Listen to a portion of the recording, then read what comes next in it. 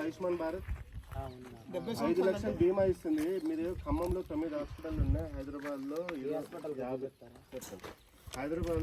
Hospital పైన ఉంది. Corporate hospitals మీకు ఏ ఇబ్బంది ఉన్నా ఏమున్నా ఆయుష్మాన్ భారత్ కార్డు తీసుకెళ్తే మీకు 5 లక్షల వరకు జీవిత బీమా వస్తుంది. జీవిత బీమా కాదు, ఆరోగ్య బీమా వస్తుంది.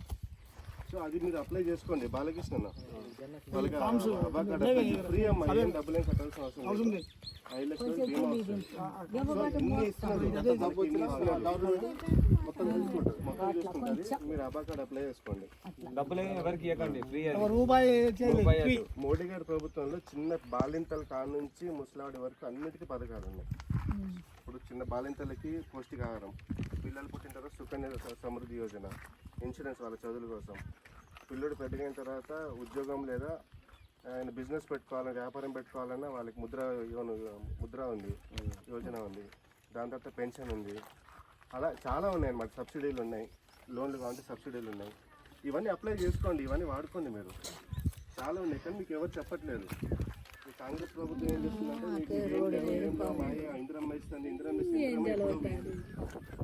పోయింది కదా, ఆ రాజ్యం పోయింది, వేరే రాజ్యం మంచి రాజ్యం వచ్చింది.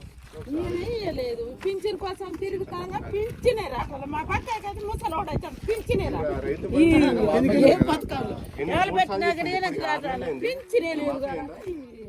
రైతు బంధు మాఫీ అయిందా? మళ్ళీ ఆగస్టు 15 వరకు 15 తారీఖు వరకు మాఫీ చేస్తా అంటారు. మరి ఎంతవరకు నమ్మాలి? ఇప్పుడు బస్సు ఫ్రీ బస్ అన్నాడు. ఎలక్షన్ తర్వాత 100 రూపాయలు 50 రూపాయలు కట్టాలి మీరు టికెట్. అంటే ఏదో 4 రోజులే. సో ఈ 4 రోజుల కోసం ఓటేయమాకండి. దేశం ముందుకు వెళ్ళడానికి ఓటేయండి. మీకు అందరికీ తెలుసు, మాకన్నా ఎక్కువ మీకే తెలుసు ఏం జరుగుతుంది. మీరు ఆలోచించండి. మా పల్లెటూరు నడిచిపోయి సీతారాం నాయక్ గారు